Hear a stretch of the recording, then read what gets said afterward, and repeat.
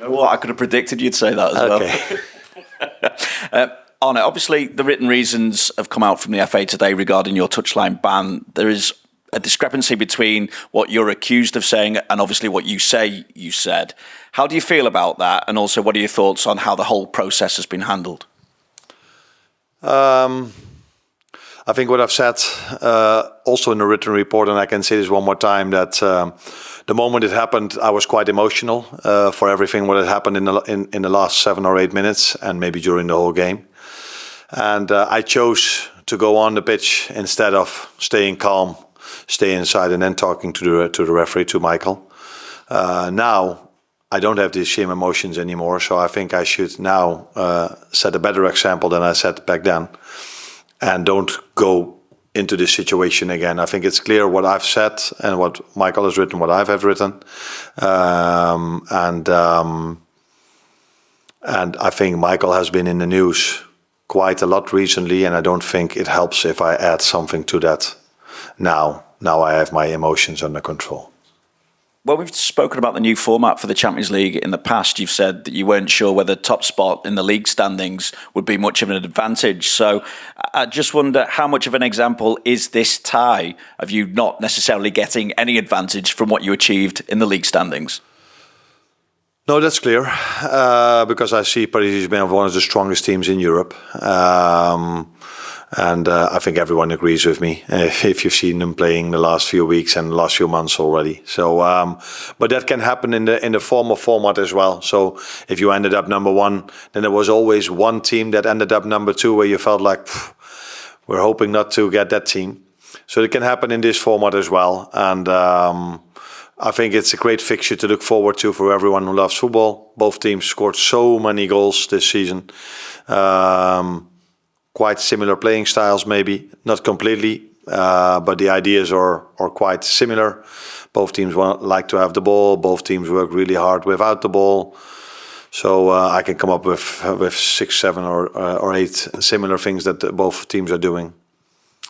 So yeah, interesting fixture to look forward to. Can I just check on Cody Gakpo? We didn't see him at training. Has he? I think he's travelled, hasn't he? Yeah, is he available? Yeah. Yeah, he was close to be ready to play again, but unfortunately yesterday, I think it was, he had to block a shot, so he felt a bit of pain again. So we took him with us to judge how he is tomorrow, if he can be part of the squad, yes or no. But it will be a close call. Jean-Marie in the middle.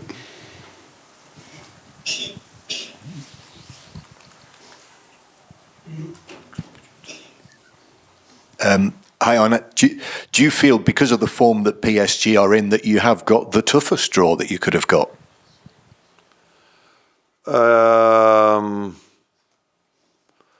Yeah, we could only have two, Benfica or Paris Saint-Germain. And although I like Benfica a lot as well, I think everyone who watched football the last few months could have told you that maybe we had a bit of a...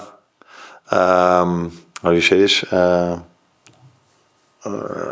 we would prefer probably to play against Benfica instead of Paris Saint-Germain. But this is also a great fixture to play. It's a great stadium to play. If you are playing at Liverpool, you want to play the big games. And this is definitely a big game, again, for us. So, so yes, we have to accept what the draw is. And it's for both teams are facing a very strong opponent. Not only us, they as well. And so many individual... comparisons that you can make between the two teams. I'm sure that people will pick out Salah and Dembele. How have you viewed Ousmane Dembele's return to top form really this season? What do you sense that he's done, and how has he got back to that level? No, I think Luis Enrique did a lot of things really well over here in the past 1.5 seasons.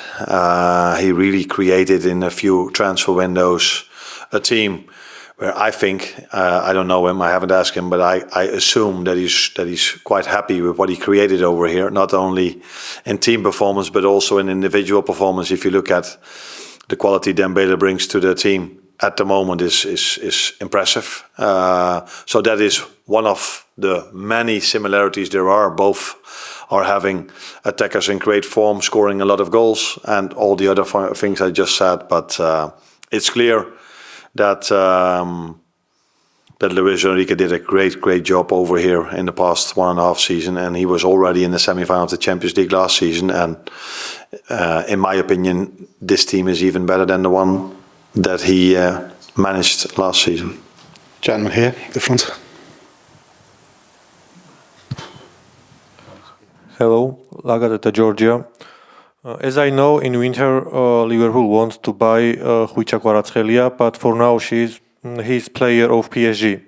What do you think about this player? Thank you. Probably you don't come from England, because in England people say we almost buy every player that there is in the world. So this is where people like him make their money for. If you go to England, you see Sky Sports, you see the whole day. Everybody's in. We are interested in almost every player in the world.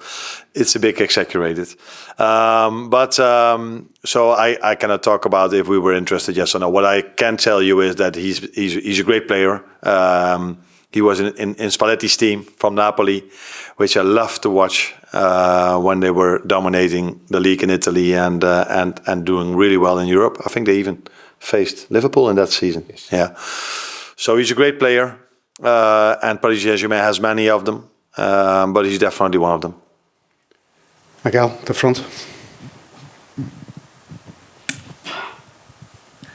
Hi Arne, has anyone spoken to you about, or have you read much on Joe Fagan? In his first season at Liverpool, he won a treble of League Cup and Champions League. And how are you feeling actually now that people like Luis Enrique are talking about Liverpool as the best team in Europe? The first thing, my thoughts are not so much on these kind of things, because my thoughts are on Paris Saint-Germain. And if we finish this game, it's about Southampton. If we finish that one, it's again on Paris Saint-Germain. The good thing this week was it was the first time that we had a bit more time than all the other games we've played, because normally there were only 2 or 3 days in between. And that's definitely a good thing, because Paris Saint-Germain needs all our attention, and 2 days would probably not be enough to prepare the team well enough for this team, because I'm really impressed with what I saw clearly during the weekend. 4-0 lead at halftime. So yeah, they are a very good team. And the other question was? Just about Luis Enrique saying Liverpool are now the best team in Europe. Yeah. I think that's it's a nice compliment to get, but the best team in Europe has to win the Champions League, and we are far away from that, starting with a very difficult game tomorrow, and then all the difficult ones that are coming up, because we already know the draw. So I think the best team in Europe at the moment is still Real Madrid, because they won this competition last season. And to say, for us, someone else can say something different, but for us to say that, then you first have to win it before you can say this. Gentleman here. En français, si possible. Bonsoir, Dina Diaris pour Foot National. La Ligue 1 est souvent décriée à l'étranger. Quel est votre avis sur le niveau du championnat de France? Merci.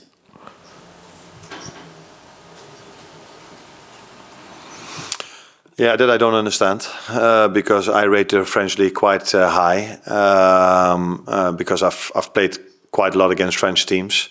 I don't know why it is. Maybe I think they are maybe even better than some other leagues, but history-wise, these leagues get a lot of attention. I'm not going to name them, because that wouldn't make me popular in in some other countries. But it's clear that French teams have done well in the past, and the French national team is, of course, one of the best national teams there are in the world. And Paris Saint-Germain is, apart from the French league being here, Paris Saint-Germain is over there. So the French league in general, but Paris Saint-Germain for sure deserve a lot of credit for what they're doing in France, but also in Europe. One at the front here.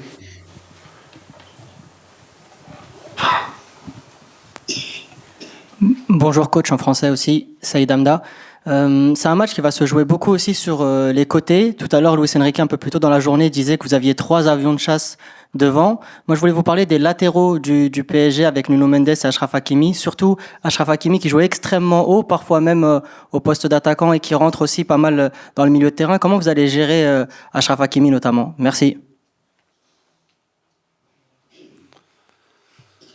Yeah, I did read that Luis Enrique said that we had 3 players that were really fast up front. And again, I see a similarity because Barcola, if I pronounce his name correctly, and Dembele are also not slow.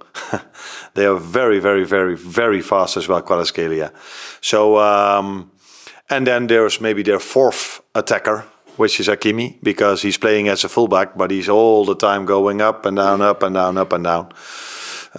Maybe, again, a similarity if you look at Trent Alexander-Arnold. So, we will have a plan to be in the best possible, to show ourselves in the best possible way. That's what Paris Saint-Germain will have as well. And we will see tomorrow if we face each other how things work out. Gentleman base at the back. Hi, I think Luis Enrique said they have 3 planes, and that is very hard to stop planes from flying whenever counter-attacking. Are we seeing a more direct Liverpool tomorrow, you think, or you're going to try to dispute the possession with PSG? No, I think we have to show in every part of our game the best possible performance from this season. So it's not easy to dominate ball possession against Paris Saint-Germain because they take a lot of risk when they press. So they go man-for-man all over the pitch. That makes it hard for many teams to have a lot of ball possession against them. So yeah, we have to adapt really well to what's in front of us. So I've seen also a few games, mainly in the beginning of the season, for example, against Arsenal, where they were not as aggressive as they were in the last 10, 15 games they've played when it comes to pressing. So in every part of our game, we have to be on top in the best possible version of ourselves. That can mean that we have to be really well in the counter-attack. If they give us a bit more time, we have to be really good with the ball. And when they have the ball, they are, I think Luis Enrique said it himself, they're one of the best or the best team with the ball in Europe. And he's definitely right. They are definitely one of the best teams when they have the ball, with so much attacking threat all over the pitch and so much rotations, so many players taking in different positions. So yeah, interesting game. Last one, gentleman with the blue shirt. Hello. What we see about PSG last couple of weeks is their reaction after they lose the ball. Their pressing is impressive. And how do you want to cope with that tomorrow? Yeah, they are. Not only when they lose the ball, but also in every other part of the game, they are quite intense in terms of pressing. I think if there's one thing people will tell you about us is that we are quite intense as well.